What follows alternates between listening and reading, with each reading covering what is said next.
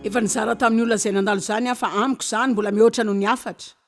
Tena minimitsy aho fa tena haiko avy amin'Andriamanitra zany. Dia hitako fa tena zavatra manandanja be zany amin'izao fotoana iainantsika izao. Misy tosika lehibe eto mba ny ana kristiana amin'ny fitiavana dia ny olona maneran-tany miresaka famarinana foana. Ndroa amin'ireo soratra masina fototra izay ampiasainy dia ny Isaia 7:10. Kasika ny fifadikana ataontsika sy izay lazain'Andriamanitra momba izany, tiako ny mba handraisanareo anjara amin'izay anananareo hanampiana ny olona marahatra sy ny mijaly ary ireo sahirana. Fa nresaka ihany koa izy ny hitandremana mikasika ny teny mivoaka ny vava amin'ny Isaia 7:17 izy raha mba manana fifehezam-bava kely ianao dia mba haingana koa ny valiny vavaka izay ataonareo, fa tsy izany ny fomba nilazany azy fa izay ny tiany holazaina. Satria efa nimariako indrosa azy zany ary tsy averiko intsony. Jakoba 1:20 sy 7:20 ny Baiboly milaza hoe ny fomba mpivavahanao dia tena mivangy anaty tokoa. Raha tena ara-panahy tokoa nareo dia mila fehezinareo ny lehilahinareo.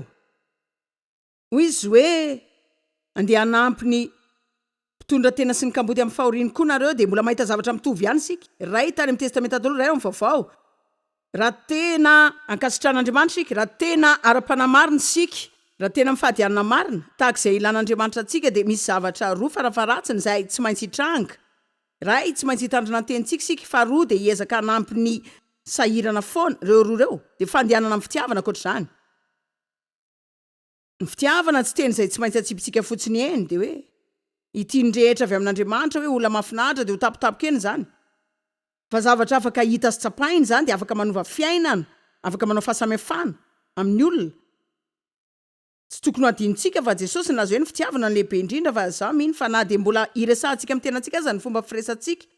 Hitanareo ny amin'ireo izay mitrango eo amin'ny fiainantsika, fomba firesantsika sy ny hoavintsika, izany rehetra izany dia fandehanana mpitiavana. Baiboly milaza hoe tokony tian'Andriamanitra sika zany, dika hoe tsy mitaraina amin'ny trangam-piainana sika, tokony ho tiany tenantsika sika zany, dika hoe ianao zany mila tena mitandrina tsara ny amin'ny firesahanao ny tenanao.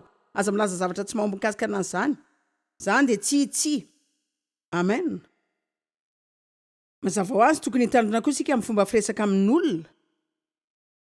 Matthieu 4:20 milaza, raha misy azo tsara ray dia hamovo tsara izy, fa raha ratsy le azo dia hamovo ratsy koa izany. Tena miresaka momba ny vava sy toe-po izy eo.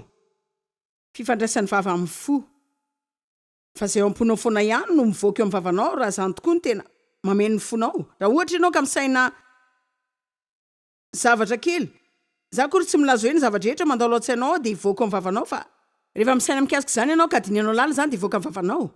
Rehefa milaza izany ianao dia mety tena ho zany mihitsy ianao, tena feno hery ny teny, afaka manasitrana izy dia afaka mandratra, afaka mitondra fahafatesana, afaka mitondra fiainana, dia afaka mampahery, dia afaka manakivy, afaka manangana, afaka mamotika koa. Misara-panambadiana ny olona noho ny teny.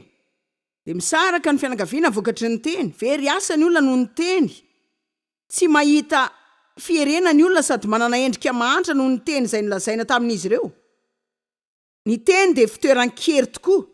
Mila mitandrina tsara sika ny amin'ny teny safiditsika, dia fotoana androsoantsika amin'ny tena izy zao dia mba ho mahatoky amin'ny teny avelantsika hivoaka avy amin'ny vavantsika. Tsy mahafolaka ny lely sika raha tsy fanampian'Andriamanitra, ka mila mivavaka isan'andro ianao hanampian'Andriamanitra anao amin'ny vavanao. 5:30 taranaky ny mena rana. Teny Jesosy io. Matthieu zany tadidy zany. Ahoana no ilazanareo zavatra tsara raha toa ka ratsy nareo? Fa avy amin'ny habeny ao am-po no hitenenan'ny vava. Ny olona tsara dia mamoaka zavatra tsara avy amin'ny harena tsara ao anatiny. Ny olona ratsy dia mamoaka zavatra ratsy avy amin'ny fitehirizany ratsy ao anatiny. Dia izany mitranga rehefa misoka-bava sika mamoaka an'izay ao anaty ao fotsiny tsika zany. Ka raha ohatra le izy hoe zavatra izay mampidikizo atsika dia hoy isika hoe tsy fananiko iny. Fa tsy teny izany marina ary mila manomboka miatrika izany sika. Zao 9:30 toy ny hoe soratra masina tokony hakasika antsika koa milaza zany hoe ary lazaiko aminareo fa ampamoana ny olona amin'ny andro fitsarana no ny amin'ny teny foana rehetra izay ataony. Ka betsaka izany ny resaka adala izay tena amenoantsika ny tontolo iainana dia milaza zavatra adala betsaka sika izay tsy manasola akory fa tsy mba mahay miteny zavatra oatra zany sika ho an'ny fitsapanantsika. Tena milaza aminao fa saiky maty aho a. Tena naharary mafy ahy zany. Masositra akory le toetrandro. Tena efa reraka sy leo a, reraka sy leo dia manontany tena hoe manina moa ny reraka sy leo. Ka azo antoka tsara fa azonareo tsara le lazaiko. Zao nanana 4 teboka 12 aho zay nitambatra maly ariva. Nametraka fotra zany fa tsy tonga teo amin'ny teboka voalohany. Maly dia raina ny tompo nahazo teboka iray sika dia iray stapany tamin'ny teboka faharoa. Zao sika hiezaka indray akany afovoany zany raha tsy teto ianao maly dia ho lazaiko anareo teboka voalohany dia ny zavatra enina tsy tokony atao amin'ny vavanao.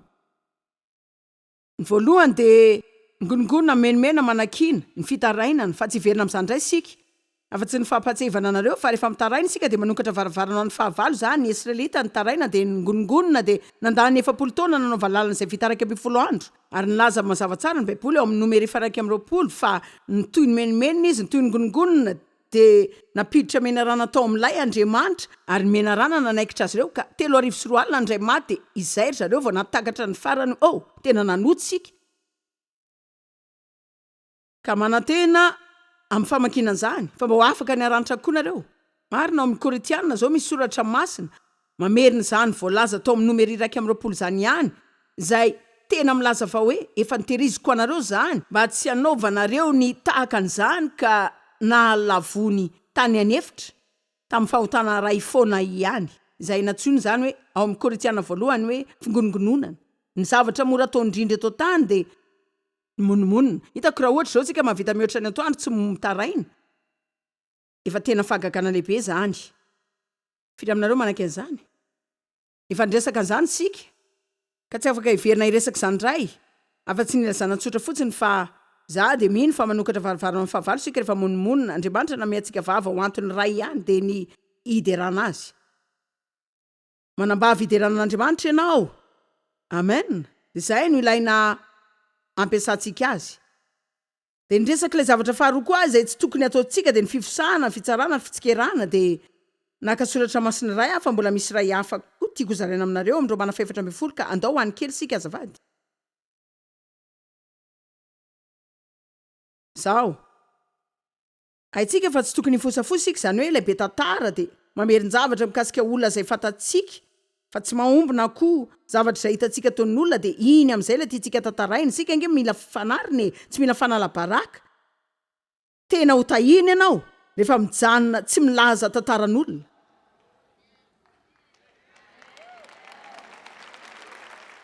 Firy aminareo no malala fa tia mitantara zavatra sika dia tia halala zavatra ihany koa. Tena mahagaga mihitsy ny fitiavantsika hitantara izay haitsika fa mila mitandrina sika amin'izany. Lazaiko anao fotsiny ity mba entinao ambavaka izany. Mety misy fotoana hoe marina izany.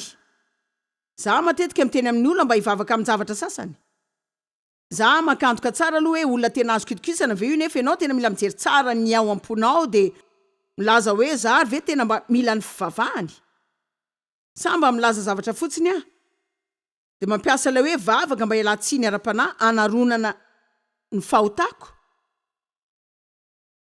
Ny zara maly ny mahazava-dehibe ny mamantatra hoe rehefa milaza sika hoe aza mitsara olona dia tsy midika izany hoe aza mitsara ny fahotana. Raha misy olona mijangajanga ary dia tena fantatrao.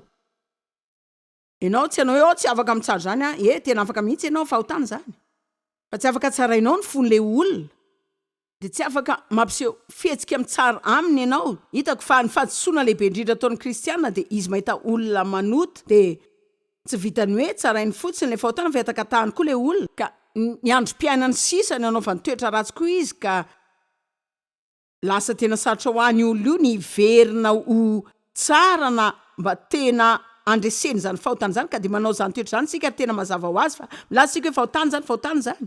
Fa hitako fa ny ankamaroan'ny fitsarana dia tonga amin'izany sehatra zany. Izay saika heverina manokana foana fa zavatra tsy mba harovany Baiboly akory azy zany. Fa zany nasolafaka dia izay koa nanaovanao zavatra. Zao nareo mitsara amin'izany dia milaza hoe tena hitanao zao aloha tsy hanao an'izany dia hitako hoe tsy tokony hanao zany koa ianao dia mino aho fa diso mihitsy ianao hanao zany. fa andao jerenana zay ny Romana 7:10 mikasika ny zavatra zany dia makely an'izany fotsiny dia anomboka amin'ny andiny voalohany sika. Ary ho an'ny olona zay malemy amin'ny finoana aza mandray azy hitsaranareo ny eritreriny na hitsikeranareo zay mety hoeviny fa raiso izy ho amin'ny firahalainareo. Ny anankiray mino fa mahazo mihinana ny zavatra rehetra izy fa ny anankiray kosa malemy finoana ka dia mihinana zava-maniry. Aleo sika tsy hiditra amin'ny resaka ady hevitra ara-pivavahana amin'izay ho an'ny olona ankehitriny fa tena resabe zany tamin'ny andro nandratana amin'ny Baiboly satria tena lasa olana be mihitsy ny hoe azo anina ve sa tsy niena zay avina tena tamin'ny sampy amin'ny maha-kristianina. Fa Paoly nilaza hoe tsy olana ho azy satria haiko fa tsinitsinona ny sampy ankoatr'izay haiko fa na dia atolotra ny sampy aza niena dia natolotra amin'ny tsinitsinona zany ka manana finoana ny hinana azy zany fa hoy izy hoe raha tsy manana ny finoana ny hinana zany ianao dia aza mihinana zany satria raha mihinana zany ianao nefa tsy manana finoana dia lasa fahotana ho anao zany. Dia tonga amin'izay ny fifandirana be teo amin'ireo olona zay natsiaro hoe afaka mihinana zany ianao sy ireo zay mahatsiaro hoe tsy afaka mihinana zany ianao. Dia ireo olona zay afaka nihinana zany natsiaro hoe tsy manam-pinoana matanjaka ny olona zay tsy afaka mihinana an'izany. Dia ireo olona tsy afaka nihinana zany indray natsiaro hoe tena manoto ireo olona zay nihinana zany. Ka isika aloha zany tsy manana hoe iza nihinana ny henana tena tamin'ny sampy ankehitriny fa manana karazana olana feno sika. Zay saika tena ahafahantsika mampiasa io fepetra mitovy io ihany. Ary tena fototra zany dia hoe zany resaka zany ange ka anasy Andriamanitra ihany. Ka tsisy antony tokony hidirantsika foana amin'izany. 4. Iza moa ianao zay mitsara sy mamepetra ny ataon'ny mpanompony hafa amin'ny tompony ihany no hijoroany na halavony nefa ampitoerina ihany izy fa mahay mampitoetra azy ny tompo na ny hijoroany na ny azonana azy. Ndao atao hoe tena voatay ianao ka manana mpikarakara-trano. Ndray aminareo eto zany hoe hitanareo ndao atao hoe nareo rehetra eto amin'ity ilany ity voata dia manana mpanampy. Dia ndao atao hoe ny ilany rehetra etsy sy ny ilany itsy miperaketsaka an'ity ilany ity. Dia tamin'izany retolo reto mandony amin'ny varavaranareo dia tsy tiany ny fomba fanasan'ilay olona an-tranonareo. Zao inona no lazainareo aminy tena aza kosa aloha mihevitra fa tsisy hidiranareo mihitsy ny amin'izany za ihany manakarama azy. Hitanareo zany rehefa tsy tiantsika ny ataon'ny olon-kafa an'Andriamanitra foana izy ireny zanany foana ireny dia ohatra izany koa ny toetrany amintsika. Tsy misy hidiranao loatra izay ataony fa amiko ihany no mahatonga azy hijoro na ho lavo mbola hijoro ny loko amin'ny andro fitsarana izy dia tsy tokony hidiranao ny amin'izany rehetra zany. Mba takatra ovy ny ambetsahan'ny fiadanany mety ho azonao rehefa miala amin'raran'olona fotsiny ianao. Re olona tsy haiko aloha ny aminareo fa za tena liana mihitsy. Ary mila manoatra kely zany mihitsy aza. Dia azo antoka fa mahay fomba fanaova-javatra maro no zany tsy hoe mpampianatra fotsiny ary rehefa ilaina ho mpampianatra fa mila tena mitandrina ny amin'ny tsy ampianarako rehefa ilaina tsy mampianatra. Dia tsy mampianatra olona rehefa tsy mitady mampianatra azy tahaka ilay hoe Andriamanitra ny teny tamiko taloha hitanao zao ianao tsy mampianatra ny vadinao. Tonga dia nitsoka ny tato anatiko zany satria tena tiako miteny azy izay ho ataony. Tena marina zany. Saran'Andriamanitra Pai be maso ianao dia io koa Joyce Meyer. Mbola manana olo-kafa ve isika eto izay mpampianatra na ohatr'izany mpampianatra am-pianarana mpampianatra Baiboly na zavatra ohatr'izany antananareo kely nareo ve matetika tsy mandalo fotoana sarotra mamantatra raha tokony hampianatra ianao na tsy dia avy eo lasa.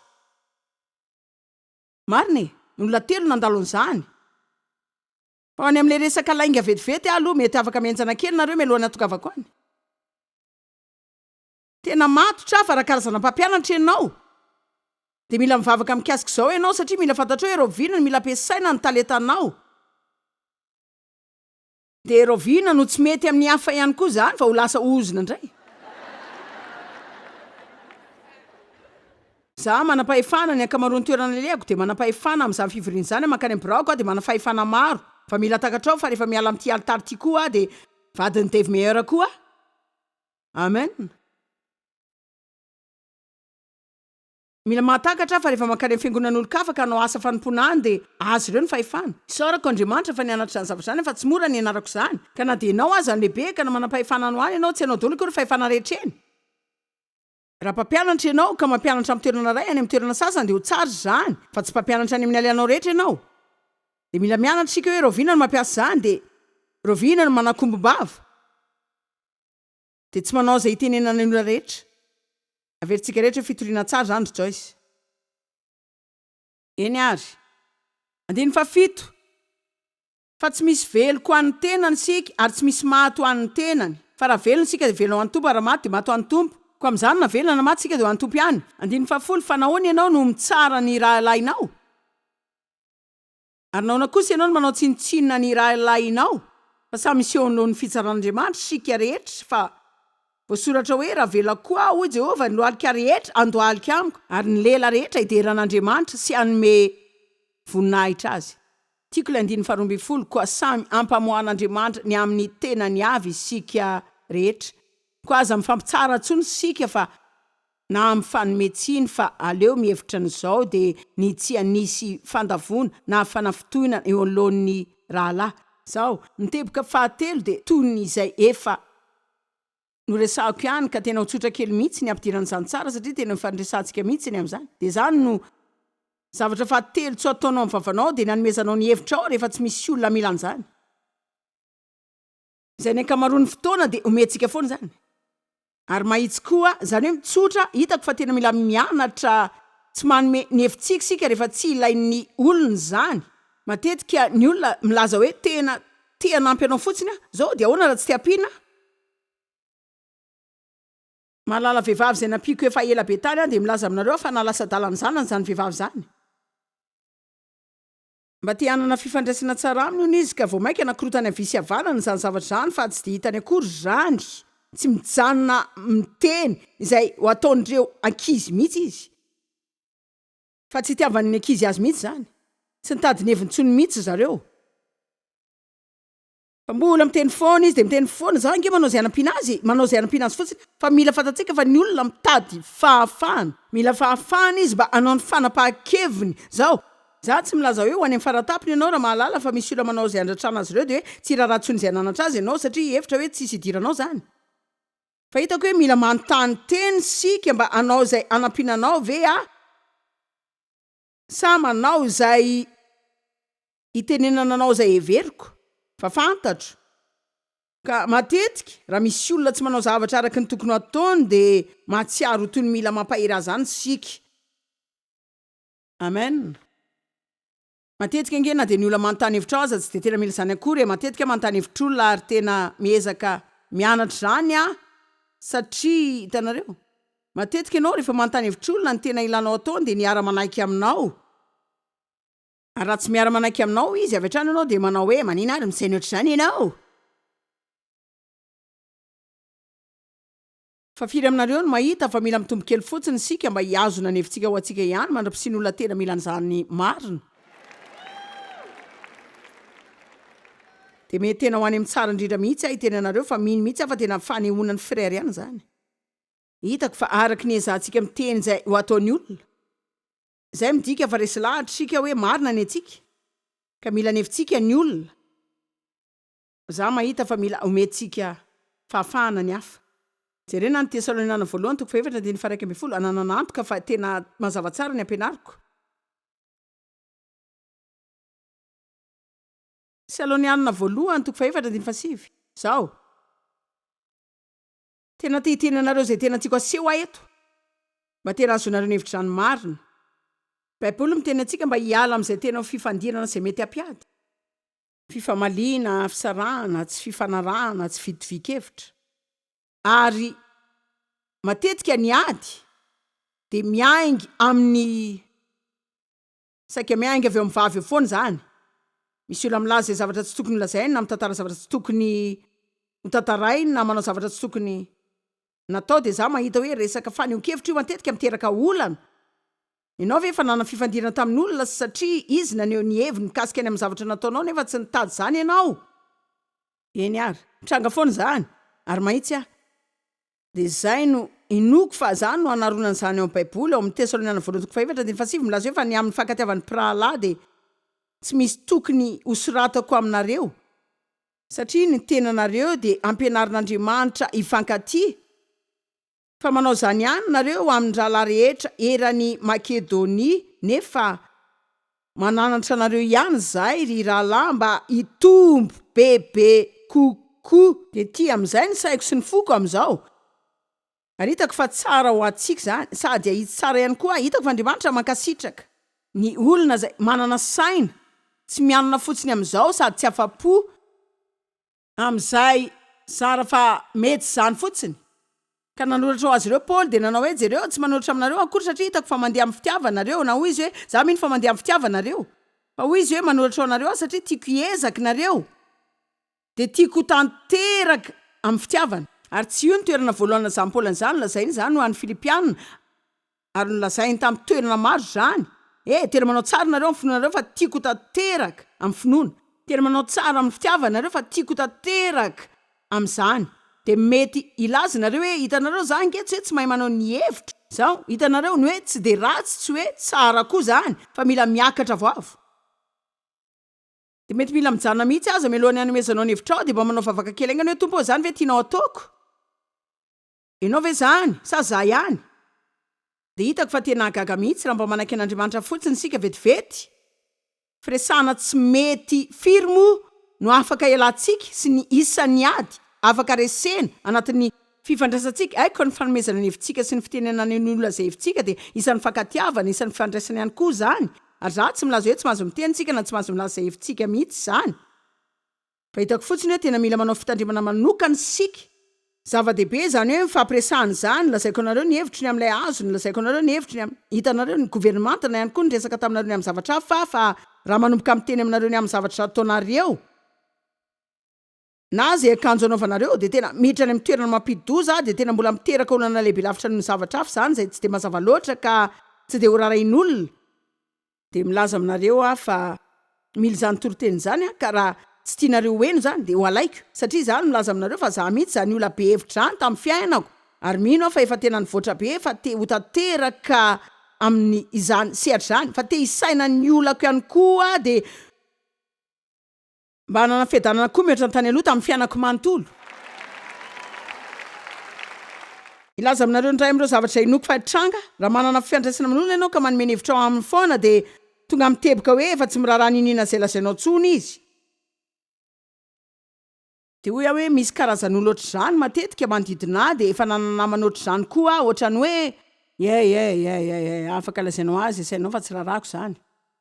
Azonareo? Ka hitako fa raha tsy tena manome foana ny hevitsika sika na dia manan-javatra afaka lazaina aza dia mety tena hanajantsika koa ilay olona mba hiaino zany, satria sika zany tsy ilay hoe iaky dia akeny foana. 9 ary mba ho kendrenareo ny ho tafatoetra tsara, ndiko zany hoe tena miezaka ianao anaovan'izany. Iaina mangina sy feno fiadanana dia hevitra ny olanao ihany dia hiara hiasa amin'ny tananao ka ao amin'ny baiboly ny adinao ihany hatrehana.